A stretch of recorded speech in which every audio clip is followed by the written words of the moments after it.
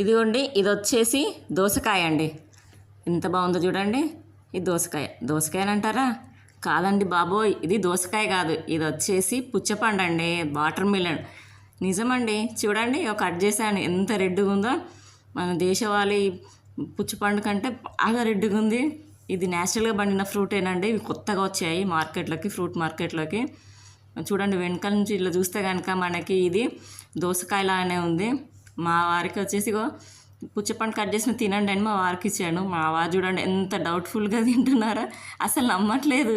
ఇదేంటి పండు, ఇది పుచ్చపండా, ఏమో డౌటేనో అనుకుంటా డౌట్గా తిన్నారు. తిన్నాక దాని టేస్ట్ తెలిసి నచ్చినాక కానీ ఓకే బాగుంది అండి, టేస్ట్ బాగుంది సరే అని అనేసి ఇంకోటి కూడా అడిగి మరి తిన్నారు. చూడండి చాలా బాగున్నాయండి. ఇది మాత్రం నా వీడియో నచ్చితే కనుక లైక్ చేయండి ఫ్రెండ్స్.